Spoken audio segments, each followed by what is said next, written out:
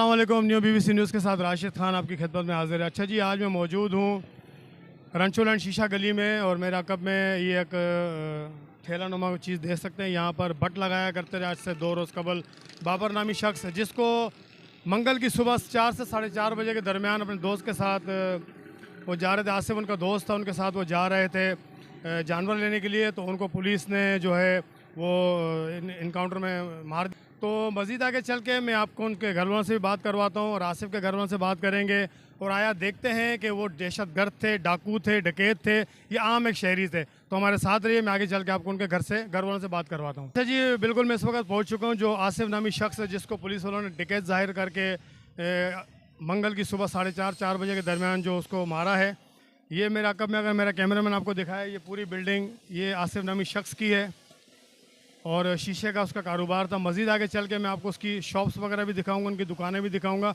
और उनके जो लवाकिन हैं उनसे भी हम बात करेंगे। जो मकतूल के लवाकिन हैं उनसे भी बात करेंगे आगे चल के। पहले मैं आपको दिखाता चलूँ कि ये जो है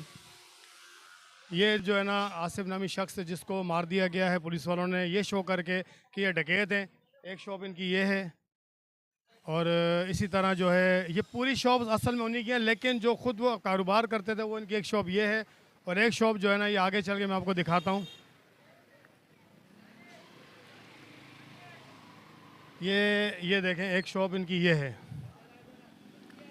एक इनकी ये शॉप है और ये पूरी बिल्डिंग है तकरीबन नहीं तो ये 400 स्क्वायर फीट पर ये बिल्डिंग बनी हुई है और पूरे जो पोर्शन है किराए पे दिए हुए हैं। और आप ये सोचें कि क्या वो डकैत था, इतना बड़ा कारोबार होने के बावजूद कि हमारी पुलिस डिपार्टमेंट क्या कर रही है।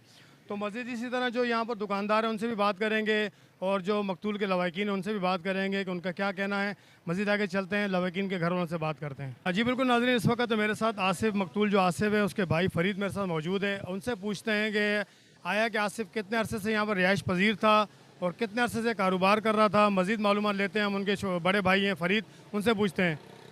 सबसे पहले जी हमें बहुत अफसोस है आपके भाई का और उसके बाद मैं आपसे ये पूछना चाहता हूँ, हमारे देखने नाज़रीन को ये बताएं, जैसा कि आपके भाई पर इल्ज़ाम लगा कि वो डकैती करके आ रहे थे, उनको हमने जब ही इनकाउंटर में मारा है, तो आपका क्या कहना है कि आप ये बताएं मैं देखने नाज़रीन को कि कितने अरसे से आप लोग यहाँ रिहाइश पजीर हैं और आसिफ का काम कारोबार क्या था। आसिफ का ये शीशे का कारोबार है, ये बिल्डिंग ही उन्हीं की है, आसिफ भाई की, मेरे चाचा की है। चाचा नहीं रहे दुनिया में तो इन्हीं की है बेटों की। और ये 42 साल से यहाँ रिहाइश पजीर है, 42 साल से रिहाइश रखी हुई उन्होंने। ये असल पुलिस वाले जो फैयाज है, एक अली है, ये जो इनसे खारबाजी रखते थे, इससे गाय मांगी थी, सुना है। किस चीज़ की गाय मांगी थी? बोलो यार तुम्हारी इतनी बड़ी बिल्डिंग है, हमें गाय दिलाओ। एक आसिफ, एक अली है, वो एक फैयाज। गाय दिलाओ, आप ज़रा डीपली हमें बात बताएं। गाय दिलाओ किस किस किस मत में गाय दिलाओ? पुलिस वाले तुम यहाँ गुटके वालों से, इनसे हर किसी से पैसे मांगते हैं। क्या आसिफ गुटखा बेचता था? नहीं नहीं भाई, शीशे की दुकान है, कारोबार। बकौल आपके आसिफ गुटखा भी नहीं बेचता था, कोई 2 नंबरी काम भी नहीं था, तो फिर आसिफ से और अली पुलिस वाला ये यहीं से गुजरते हैं, यहीं आते हैं, इससे गाय मांगी थी, बोला है। अच्छा, इसको बोला कि हमें गाय खरीद के दें कुर्बानी के लिए, तो फिर ये नहीं दी और ये जानवर लेने गया उस दिन, परसों 4 तारीख की सुबह 4 बजे, इसको रास्ते में रोक के मार दिया। अच्छा, मुझे अब ये बताएं कि पुलिस वालों से कोई तल्ख कलामी हुई इसकी? अक्सर होती थी, जैसे बदतमीजी हो जाती। बदतमीजी किस बात पर होती थी? इसके कोई गवाह हैं आपके पास, यानी शाहिदीन हैं जिनके सामने हुई हो? पुलिस वाले खुद दहशतगर्द हैं, खुद बदमाश हैं वो तो। असल वो डाकू वो नहीं था, पुलिस वाले डाकू हैं। तो जब आपको इत्ला मिली कि उसको मार दिया गया है, उसके बाद आपने क्या लाया अमल किया? थाने गए, थाने में जो SHO, DSP, SSP साहब सबकी कोई बात हुई और उन्होंने क्या बोला? DSP से और इंचार्ज से बात हुई थी कि ना CCTV कैमरे चेक करा रहे हैं, अगर वो पुलिस वाले मुलजिम होंगे तो उनको सख्त सज़ा दी जाएगी, बेफिक्र। अच्छा, मुझे अब ये बताएं, अब तक की जो पुलिस की कार्रवाई है उससे आप मुतमईन है? अभी तक तो मुतमईन नहीं है। CCTV कैमरा अभी तक फोटोज आई नहीं है, एक तरफ ही कार्रवाई हो रही है। अच्छा, अभी तक आपको मुलविस नहीं किया गया इस कार्रवाई के अंदर कि आपको साथ लेके चलें कि कार्रवाई की जा रही है? तुम अपने थ्रू करो, हम अपने थ्रू करते हैं। अभी तक आपने क्या कार्रवाई की है? अभी तक लगे हुए लड़के, असल अभी तो पहले कल मैयत दफनाए उन्हें, रात हो गई, अब इंशाल्लाह लगेंगे। अभी 4 बजे के बाद भी कब्रिस्तान गए हुए हैं बच्चे, आते हैं तो कैमरे की फ़ोटो निकालेंगे जो खंभों पे लगी हुई है। तो सुबह 4 साढ़े 4 बजे के दरमियान गए थे ये जानवर लेने के लिए। तो कितने अफराद गए थे जानवर लेने के लिए? थे बाबर और आसिफ। ये बाबर वही जो बट लगाते हैं? जी जी वही दोनों दोस्त है। अच्छा जी, ये इनका कहना है, फरीद का कहना है कि वो जानवर लेने गए थे सुबह 4 साढ़े 4 बजे के टाइम, और गर्मी की वजह से शायद गए हों सुबह के टाइम, ताकि ठंडा मौसम होता है, आराम से अच्छा जानवर मिल जाएगा। तो तल्ख कलामी हुई है 2-3 दफ़ा पुलिस वालों से। पुलिस वालों का कहना था कि हमें जानवर लेके दें, ना लेके देने पर जो आसिफ की तल्ख कलामी, तो इसी ब्याह पर इनका कहना है कि इसी ब्याह पर उनको मारा गया। मजीद जो है यहाँ पर आसिफ के साथ काम करने वाले लोग हैं, उनसे भी हम बात करते हैं कि उनका क्या कहना है। आबिद भाई, अच्छा आबिद भाई, मुझे ये बताएं कि आसिफ किस नेचर का बंदा था? नेचर तो थोड़ा सख्त तबीयत था, हम लोग के साथ तलख कलामियाँ भी करता था, लेकिन ऐसी वो इस केस का उससे कोई ताल्लुक नहीं है। जो उस पर इल्ज़ाम लगा डकैती का, आपका कहना है कि उसमें इन्वॉल्व नहीं था वो? नहीं, डकैत नहीं हो सकता वो, जाहिर बात है, दुकानें हैं उसकी, वो है उसकी ओनर है वो जा रहे थे अपना, सुनने में यही आया कि मंडी जा रहा था अपना जानवर लेने के लिए, इन्होंने हाथ दिया, वो रुके नहीं और ये आगे निकल गए, पीछे से इसको ब्रस्ट मारा। अच्छा, कह रहे हैं वो इशारा किया रुकने का, रुके नहीं, आगे चले गए, और सुनने में ये भी रुकने की ना वजह ये थी कि उनके पास पैसे थे, शायद छीन ना लें, ये वजह भी हो सकती है। डर था उनको। आजकल आपको पता है पुलिस के कोई रुकता नहीं है, पुलिस के कहीं नाका लगा होता है, शरीफ आदमी साइड से होकर निकल जाता है। अब वो चौक ऐसा है रणछोड़ लेन का, वो सामने आ गए, वो रुके नहीं, ये आगे जाके ब्रेक लगी, कुछ भी हुआ, उस टाइम हम मौजूद तो नहीं थे, सुनने में हमारा ऐसा आया। और दूसरी बात है डकैत नहीं हो सकती जी। अच्छा जी, बिल्कुल, ये आबिद साहब उनके साथ काम करते हैं, उनके साथ रहते हैं, इनका कहना है कि वो डकैत नहीं हो सकता, क्योंकि शुरू से वो यहाँ रहता है, उसकी कोई ऐसी एक्टिविटीज़ भी नहीं है। तबीयत का थोड़ा सख्त था, सख्त होना मतलब ये नहीं कि वो डकैत हो सकता, नहीं। इसी तरह जी हमारे साथ एडवोकेट हाई कोर्ट शाहमियों साहब भी मौजूद हैं, उनसे भी बात करेंगे कि उनका क्या कहना है। अब तक जो इन्वेस्टिगेशन हुई है उसके मुतालिक भी हम शाहिद साहब से बात करेंगे। शाहिद साहब, अब तक की इन्वेस्टिगेशन जो हो रही है, आप इस केस में इन्वॉल्व हैं, आपका क्या कहना है कि पुलिस की इन्वेस्टिगेशन कहाँ तक पहुँची है? बात यह है कि इन्वेस्टिगेशन की ज़रूरत ही नहीं है। ये तो उन लोगों के लिए कहा जाता है कि जो अनपढ़ जाहिलों, कराची जैसे शहर में बाशऊर आवाम को ये धोखा दिया जाता है कि इन्वेस्टिगेशन इंक्वायरी होगी, जब वो खुद तस्लीम कर रहे हैं, इकबाल जुर्म कर रहे हैं कि हमने डाकू को मारा। लेकिन उनके कहने से एक शरीफ शहरी डाकू नहीं होगा, उनके लेबल लगाने से लेबल नहीं होगा, जबकि मोटरसाइकिल भी क्लियर है और ये दुकानें उसकी मुंह बोलता सबूत है। ये जो ताजर बरादरी, ये सब कह रहे हैं वो शरीफ शहरी है और दुकानदार है और ताजर है। तो फिर कौन सी ऐसी बात वो रह गई कि जो बाकी इंक्वायरी या इन्वेस्टिगेशन की? अंधेर नगरी चौपट राज, शहरी कहते हैं इन डाकुओं से बचते हैं सिविल से, तो ये पुलिस वाले डाकू हमें लूट लेते हैं। ऊपर से हुकूमत ने पेट्रोल महंगा किया हुआ है। अगर कोई शहरी 300 रुपये का 200 रुपये का तेल डलवाते हैं तो 500,000 रुपये इनके लिए जेब में रखने पड़ते हैं। इनको क्या इख्तियार है? क्योंकि जब ट्रैफिक पुलिस है, दूसरे हैं, आम शहरी शरीफ के जेब में चर्च का टुकड़ा डाल देते हैं, तलाशी लेते वक्त उसके गुटखा डाल देते हैं। भाई तुम गुटखा खा रहे हो, अबे खुद तो बिकवा रहे हो। जितने भी SHO लगे हुए हैं वो कहते हैं हम पैसे दे के आए, 10 लाख 20 लाख 15 लाख, वो कहाँ से पूरा करें? मेरी हक्कामे वाला से गुजारिश है कि शरीफ और अच्छे काबल SHO लगाएं ताकि गुटके मावा पे कंट्रोल हो सके। हमारी नस्ल तबाह हो रही है इनके 4 पैसे के लिए। और इसी तरह ये 2 बच्चे जो इन्होंने मारे हैं, शरीफ शहरी हैं, उनके बच्चे यतीम हो गए हैं। इन्होंने तो नाजायज़ इख्तियारात का इस्तेमाल कर दिया। अगर कोई ना रुके उसका मतलब है गोली मार दो, चलो आप ज़ख्मी कर लेते। मौत और ज़िंदगी तो अल्लाह के हाथ में है, इनको किसने इख्तियार दिया है? अगर डाकू थे तो अदालत में फ़ैसला होता, गुनहगार हैं बेगुनाह, लेकिन इनको तो इख्तियार दिया हुआ है, टक टक टक टक, और बड़े फ़ख्र से वो मूवी पेश कर रहे हैं। मूवी के बाद मेरे शक में कोई वो नहीं रहा है। भाइयों गलत कह रहा हूँ? आप आवाज़ दें ना, आवाज़ उठाओगे तो काम होगा। ये आज इनको इंसाफ नहीं मिला तो हम इनके ख़िलाफ़ कानूनी जंग लड़ेंगे। और अफसरान से अपील है उनको फ़ौरन अरेस्ट किया जाए। उनकी धमकियां मिल रही हैं, उनके घर वालों को धमकियां मिल रही हैं। उन्होंने कहा अगर सुलह नहीं की तो आपको भी इसी तरह मारेंगे। बकौल आपके कि उनको उन्होंने शो किया डकैत है ये। जी जी। जब डकैत है तो सुलह किस चीज़ की कर रहे हैं वो? देखो बात यह है, वो कह रहे हैं पैरवी मत करो। अफसरान बाला ने उनका उनसे कहना है कि इस केस को यहीं पर दबा दो, जो लेन देन करनी है, जो बात करनी है, बैठ के दबा कर दो, क्योंकि वो कह रही हैं दबा दो, ताकि उनको मरने वाले जो शहीद हैं वो डाकू के नाम से ये कहें कि वो डाकू थे मरे। एक शरीफ शहरी के साथ जब डाकू लगेगा तो आम शहरी को कितनी तकलीफ होगी, क्योंकि डाकू मार रहे हैं शरीफ शहरी को। डाकू तो वो हैं जो मारने वाले हैं, वो पैसे ले गए, जो 4-5 लाख रुपए वो ले गए इनके पास। अक्सर वो चाय पीने आते थे, इन सब ने देखा है। उनसे एक बड़े बैल की डिमांड की थी कि बड़ा बैल लेके दो। उन्होंने कहा कि मैं लेके आता हूँ। उन्होंने बताया था, इन्होंने पीछा करके उसको मारा और पैसे छीन लिए कि हम डाकू का रूप दे देंगे। पैसे चाहिए थे। ये तो माशाल्लाह कुर्बानी बहुत करते हैं, सब जायदाद हैं और अच्छे हैं, नामवर हैं। ये वो नहीं है बदनामी वाले डाकू डकैत, कोई रसागीर, कोई गुटखा बेचने वाले नहीं है। ये शरीफ शहरी हैं। मेरी ताजरों से अपील है कि इसके खिलाफ सब मिलकर एक स्ट्राइक की कॉल करें और अफसरान बाला से कहें कि उन डाकुओं को जल्दी गिरफ्तार करो जो पुलिस की वर्दी के रूप में है। ऐसा ही है। देखो गैबुल इल्म अल्लाह जानता है, लेकिन हालात तो वाक़यात ऐसे ही बता रहे हैं। जो उन्होंने गोली मार के ज़ख्मी करके रखते तो पोल खुल जाता, इसलिए उन्होंने सबूत ही ख़त्म कर दिया। ये वो हक़ाइक़ हैं। तो इस पे अफसरान बाला कोई इंक्वायरी की ज़रूरत नहीं है। वो उनकी अपनी वीडियो है, हमने तो नहीं बनाई, किसी आम शहरी ने नहीं बनाई, वो तो खुद बनाई है फ़ख्री अंदाज में। तो आप बैल मुझे मार, तो जब वो जुर्म कर रहे हैं, कत्ल बोलता है, कत्ल कभी नहीं छुपता।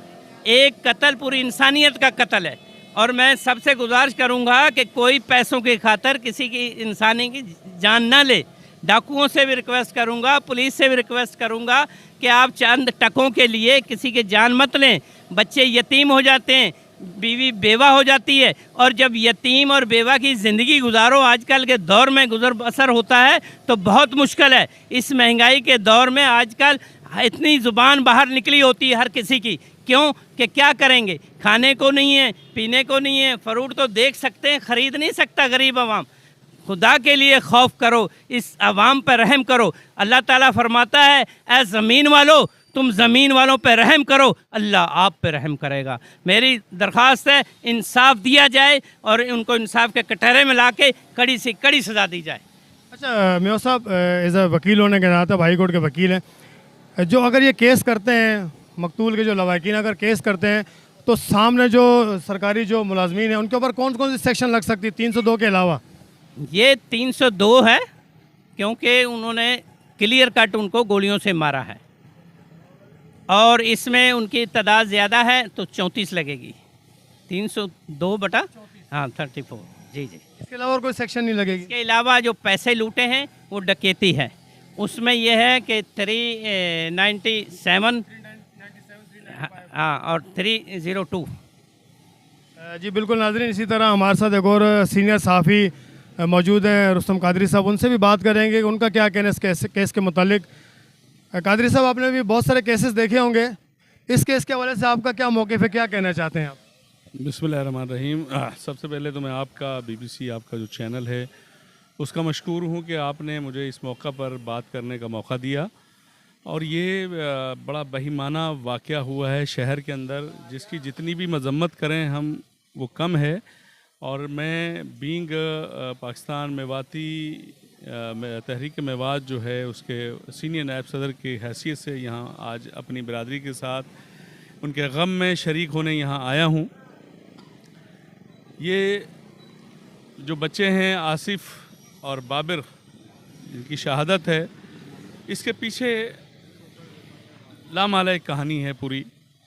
और ये वारदात जो है ये प्री प्लान वारदात है। जिस तरह कि हमारे इरशाद शाहिद एडवोकेट ने कहा कि एक बैल का मुतालबा किया उन्होंने पहले। तो भाई आपको पता है कि कुर्बानी सुन्नत इब्राहीमी है और सुन्नत इब्राहीमी को अदा करने के लिए आपको अपने हक हलाल के पैसों की ज़रूरत होती है। ना कि फरमाइशी प्रोग्राम होता है। ये फरमाइशी प्रोग्राम नहीं था। मैं आपके तवज्जुह से अपने कौमी सलामती के इदारों से ये कहना चाहता हूँ कि खुदारा क़ाबिल गफलत से बेदार हों। ऐसी काली भेड़ें जो वर्दी की आड़ के अंदर दहशत गर्दी में मुलव्विज़ हैं, इन्वॉल्व हैं, तो वर्दी तो इसलिए दी जाती है कि लोग देख के उनको तहफ़्फ़ुज़ का एहसास महसूस हो कि ये हमारे मुहाफ़िज़ीन हैं। तो इस किस्म की जब हरकतें आप करोगे वर्दी पहन के, तो ये आवाम कभी भी आपके साथ ना खड़ी होगी, ना आपको अच्छा कहेगी और ना ही आपके मौक़िफ़ की तायद करेगी। जैसा कि उन्होंने कहा कि हमने डकैतों को मारा है, तो ये बात क्लियर हो गई कि वो मोटरसाइकिल भी उनकी अपनी थी और वो जो रकम थी उनके पास 4 लाख से 5 लाख के करीब, तो वो कुर्बानी का जानवर लेने के लिए घर से निकले थे। तो इस वाक़े की जितनी भी मज़म्मत की जाए उतनी भी कम है। और हर वो बंदा जो आस औलाद वाला है, बहन बेटी वाला है, जिसके बच्चे हैं, वो इस इलाके में जो मैं चीज़ करब देख रहा हूँ लोगों को, तो वो हर आदमी एक करब और परेशानी में मुब्तला है कि ये अलमिया, ये सहना कैसे हो गया। और इंतहाई अफसोस की बात है कि अरबाब इख्तियार अभी भी ख्वाब गफलत में सोए हुए हैं और IG साहब, DIG साहब आपकी कानों पे जूं नहीं रह गई। आपको तो यहाँ होना चाहिए था जब आपके सामने ये चीज़ें आना शुरू हो गई मीडिया के थ्रू कि जनाब ये हमारे पुलिस वालों से जो है मिसबिहेव हुआ है। हम नहीं कह रहे कि आपके ऑर्डर पे ये हुआ है, हम ये कह रहे हैं कि गलतियाँ हो सकती हैं। जो पुलिस वाले भी कोई फरिश्ते नहीं हैं, इंसान हैं। उनसे जब गलती होगी तो उसका अज़ाला होना चाहिए और इसकी शफ़ाफ़ तहकीकात होनी चाहिए। और इसमें इसकी GIT का मैं मुतालबा करूँगा कि इसके लिए GIT बनाई जाए और तमाम इदारे इसमें शामिल हों और इसको ईमानदाराना, दयानतदाराना तौर पर इसकी तहकीक करने के बाद जो भी मुज़रिम हैं इसके पीछे, इन पुलिस वालों के अलावा भी कुछ लोग मिलेंगे आपको, तो उनको करार वाक़ई सज़ा मिलनी चाहिए। बस यही मेरा मुतालबा है। बहुत शुक्रिया जी। मज़ीद आगे चल के जो बाबर के लवाकिन हैं उनसे भी बात करेंगे कि उनका क्या कहना है। हमारे साथ रहिए जी। इस वक्त मेरे साथ मौजूद है आसिफ के जो पड़ोसी हैं। इस मेरे बिल्कुल पड़ोस में जो जिस शॉप पे मैं कर उसके बराबर वाली दुकान आसिफ की है, जहाँ वो अपना कारोबार करता था। दुकान ये भी आसिफ की है, लेकिन शायद उन्होंने रेंट पे दी हुई है। तो यहाँ जो आसिफ के पड़ोसी हैं उनसे भी बात करेंगे कि आसिफ के मुतालिक इनका क्या कहना है। अच्छा जी, सबसे पहले मुझे अब ये बताएं, जैसा कि आपको पता लगा होगा मंगल वाले दिन सुबह 4 साढ़े 4 बजे आसिफ को डकैत ज़ाहिर करके शहीद कर दिया गया है। तो मुझे ये बताएं कि आसिफ किस नेचर का लड़का था?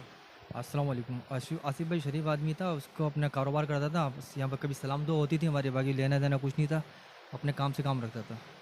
मकसद फालतू कोई एक्टिविटीज़ में नहीं था, ना आपसे फालतू बात करता था किसी से? नहीं, ऐसा नहीं है। ना फालतू बात करता था, ना किसी एक्टिविटी में हमने उसको देखा कभी। कभी भी नहीं देखा यहाँ कोई फालतू एक्टिविटीज़ में घूम रहा हो? किसी भी एक्टिविटी में हमने नहीं देखा उनको। नॉर्मल थे वो बिल्कुल अपनी, यानी कि कारोबार है, उनको कोई टेंशन ही नहीं थी किसी काम की, किसी से लेना देना। अभी हम लोग अपने कारोबार करते हैं, हम तो इधर भाग रहे हैं 4 बंदों से मिल लें, तो मार्केट में कभी कभार आता है, अस्सलाम वालेकुम भाई चाय पी लो, बोलते नहीं यार मैं जा रहा हूँ, चले गए, और कुछ नहीं। मतलब फालतू किसी के साथ बैठक वगैरह भी नहीं होती थी कि बैठना गपशप लगाना? नहीं, ऐसा नहीं था यहाँ पर, कोई बैठक नहीं थी उनके यहाँ। आप क्या कहना चाहते हैं जो उन पर इल्ज़ाम लगा डकैती का, उसके मुतालिक आप क्या कहेंगे? मैं ये कहता हूँ कि मैं इस तरह गलत इल्ज़ाम शरीफ आदमी में लगा दिया, मुनासिब नहीं है। उसकी इज़्ज़त नफ्स होती है, वही मजरू होती है, बंदा दुनिया से चला गया, अल्लाह उसकी मग़फ़िरत फरमाए। तो ये कि उसके बारे में हमारी गवर्नमेंट को, हमारे हुक्काम बाला को देखना चाहिए। ऐसा नाजायज़ किसी के साथ ना। वैसे ही हम लोग महंगाई के मारे सब पिसे हुए, वैसे ही परेशान हाल है, अपने मामलात ही हल नहीं कर पाते। कभी बिजली के बिल से परेशान है, कभी गैस के बिल से, पानी नहीं आ रहा, 100 पंचायतें हैं हमारे साथ। तो अब ये नहीं, अब हमारी जान के लाल। वैसे ही हम डकैतों से महफूज नहीं है, स्नैचिंग वगैरह होती रहती है। ऊपर से ये एक मामलात है, ये होना नहीं चाहिए। अगर पुलिस है, अगर उसको रोकना तो उसको चाहिए कि नहीं रोकता तो अगर सपोज़ तो उसके पीछा कर ले, कोई मसला नहीं है। बंदा रुकेगा कौन से तेज़, वहाँ पर कौन सा रोड खुले हुए, ट्रैफिक जाम है, बंदा तो भाग नहीं सकता। वैसे ऐसा हुआ है तो बहुत गलत हुआ है, इस पर अफसोस करते हैं हम। जी बिल्कुल, ये जो आसिफ के पड़ोसी थे इनका कहना था कि आसिफ किसी एक्टिविटीज़ में नहीं था। यहाँ तक कि अगर वो मार्केट में आता, उसको हम चाय का भी पूछते तो कहता नहीं मैंने चाय नहीं पीनी, और फालतू किसी के साथ उठना बैठना भी था। मज़ीद आगे हम चलते हैं, अभी बाबर के लवाकिन उनसे भी बात करते हैं कि उनका क्या कहना है। अच्छा जी नाज़रीन, जैसा कि मेरे कैमरामैन ने आपको दिखाया कि ये बिल्डिंग है, ये जो मेरे अकब में बिल्डिंग है, ये है बाबर की, जो वहाँ पर बट वगैरह लगाते थे, और ये भी एक कारोबारी हैं। तो ये इनका घर है, आप देख सकते हैं टेंट लगा हुआ है, इनके लवाकिन बैठे हैं। मज़ीद आगे चल के इनसे हम बात करते हैं, हमारे साथ रहें। अच्छा जी नाज़रीन, इस वक्त मेरे साथ बाबर के दोस्त और उनके छोटे भाई भी हैं। छोटे भाई बात नहीं करने की पोजीशन में हैं, तो उनके दोस्त हैं, उनसे बात करते हैं कि बाबर किस नेचर का लड़का था जिस पे इल्ज़ाम लगा कि उसको डकैती करके जा रहे थे और उनको मारा गया है। अच्छा जी, ये बताएं बाबर कितने अरसे से यहाँ पर जो बट का ठेला है वो लगाते थे, और कितने अरसे से बाबर यहाँ पर रिहाइश पजीर था? सर बाबर तकरीबन मेरे को यहाँ पर 17-18 साल हो गए मैं इनको देख रहा हूँ, और इनका बहुत पुराना यहाँ पर भटका ठिया लगता है। बात रही डकैती की, जी देखें डकैती वाले तो ये शख्स थे ही नहीं, और सारे मोहल्ले वाले इलाके वाले जानते हैं माशाल्लाह अच्छे खाते पीते घराने के हैं। ये इनके भाई हैं छोटे यासिर, और जो दूसरे आसिफ भाई थे वो तो माशाल्लाह और लैंडलॉर्ड थे। वो यहाँ से जा रहे थे अपना गाय ख़रीदने के लिए निकले थे यहाँ से, ठीक है ना, और पुलिस वालों ने उनको हाथ दिया।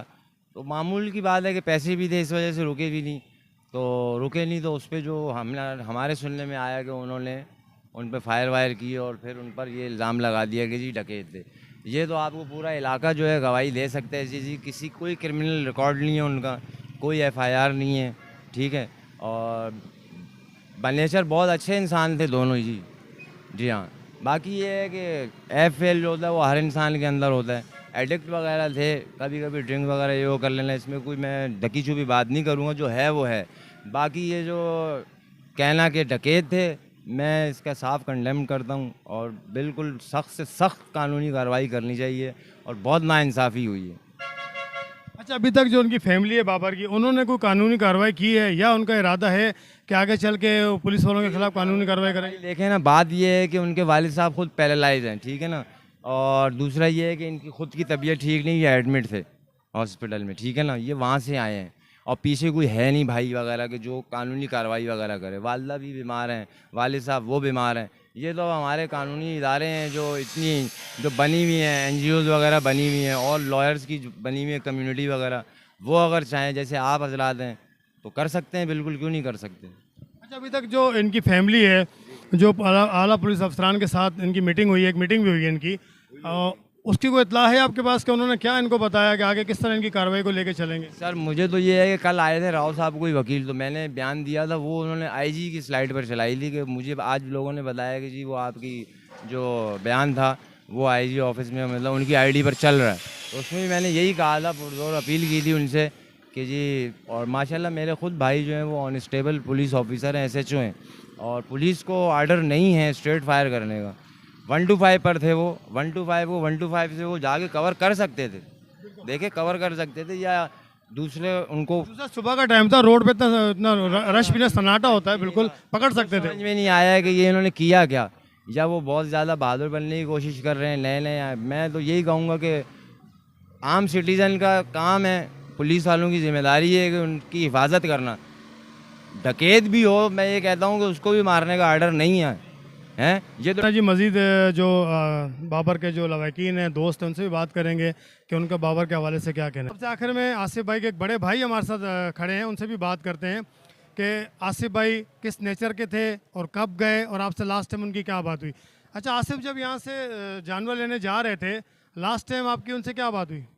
भाई मुझसे नहीं, भतीजे से बात हुई थी उसकी, आपके बेटे से? भतीजे से, आपके बड़े तायाजाद भाई के बेटे से।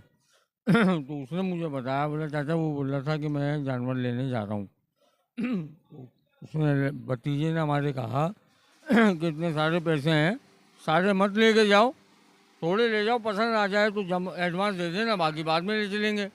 लेकिन वो था थोड़ा ज़िद्दी, बोलने लगा जब जाना है लेनी है तो सारे ले जाऊँ ना, लेकर आऊँगा।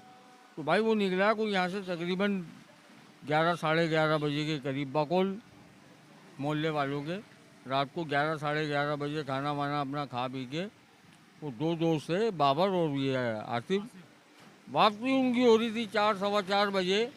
अब लाए गाय नहीं लाए ये तो अल्लाह बेहतर जानता, बहरहाल पैसे तो उनके पास ही थे ना, जब गाय नहीं तो पैसे तो जेब में ही थे ना भाई। तो वो वापसी भी है, पुलिस ने इशारा दिया होगा रुकने का, वो घबरा गया, डर गए दोनों, भागने शुरू हो गए। मोटरसाइकिल थी वो टकरा गई, बाइक टकराई है, फिर गिरी है, उसके बाद पुलिस ने फायरिंग कर दी। अच्छा, बाइक टकराई है, गिरी है, ये बात आपको किसने बताई? जो वहाँ मौजूद यानी शाहिदीन तो उन्होंने बताई है, या कोई अपने CCTV फुटेज निकाली है? नहीं, वो जो वहाँ मौजूद थे ना लोग, दानिश लड़का है वहाँ का रिहायशी, उसने बताया कि बाइक गिर गई। जब वो पुलिस ने फायर मारा तो वो डर के भागे, तो टकराई है बाइक, बाइक गिर गई, उसके बाद बोला पुलिस ने फायर मारे हैं उनको। सुनने में यह है कि पुलिस ने उनको 17 फायर मारे हैं। जी 16-17, अगर वो नहीं भी रुक रहे थे तो ये तो मेरा ख्याल से कोई कानून नहीं है ना, 16-17 फायर। अच्छा, आसिफ को बताएं, आसिफ को कहाँ कहाँ फायर लगे? भाई वो उसके बैक साइड पे लगे हैं सारी गोलियां ना, बैक साइड पे लगी हैं। मैं तो भाई हूँ उसका बड़ा, मुझसे तो देखा नहीं गया जब मुर्दा खाने में उसको गुसल दिया जा रहा था, कफन दिया जा रहा था, तो मैं तो बाहर आ गया था। तो जो साथ मौजूद था बोला सारा पीछे का हिस्सा ना उसका सब खराब हुआ हुआ था। अच्छा, प्लास्टिक में बॉडी उसकी प्लास्टिक में लाए थे, कफन के साथ, कफन से पहले प्लास्टिक थी, तो उसी वजह से थी ना भाई, ब्लीडिंग नहीं रुक रही थी उसकी, खून नहीं रुक रहा था। उसका आपने पोस्टमार्टम करवाया आसिफ का? नहीं भाई पोस्टमार्टम हमने तो नहीं करवाया, क्योंकि हमें तो बॉडी उन्होंने, पुलिस ने कोई 5 करके दी, सील्ड करके दी। जी 5-6 घंटे बाद मिली, वो भी छीपा सर थाना है ना अपना ये लाइन एरिया में, वहाँ से हमें पर्चा बना कर दे दिया कि वहाँ से जाके बॉडी ले लो। जी नाज़रीन, जैसा कि आपने देखा, आसिफ के भाई का भी यही कहना था कि वो जानवर लेने गए और वापसी आ रहे थे और उनको रोकने का इशारा किया कि उनके पास खतीर रकम थी, तो इसी डर की वजह से वो चले गए, उन्होंने गाड़ी भगाई। लेकिन जब उन्होंने फायर किया तो घबराहट में गाड़ी उनसे गिरी। गिरने के बाद अगर जब वो गिर गए थे, बकौल इनके और जो इन्हीं शाहिदीन उनका कहना है, अगर वो गिर गए थे तो जाहिर सी बात है उनको अरेस्ट किया जाता। उनको अरेस्ट करके अगर डकैत हैं तो उन पर मुकदमा किया जाता, उनको सज़ाएँ होती, कोर्ट से होती। हमारे जज साहिबान हैं, अदालतें हैं हमारी इतनी बड़ी बड़ी, अच्छा फैसला करती। लेकिन उन्होंने 17 फायर मारे, बकौल इनके कि तमाम के तमाम फायर जो है उनकी पीठ पर लगे, दोनों जो मकतूलीन हैं उनकी पीठ पर फायर लगे हैं और उसकी बिना पर वो वहाँ पर मौके पर ही हलाक हो गए। शुएब बालानी के साथ राशिद खान को दीजिए इजाज़त। अल्लाह हाफिज़।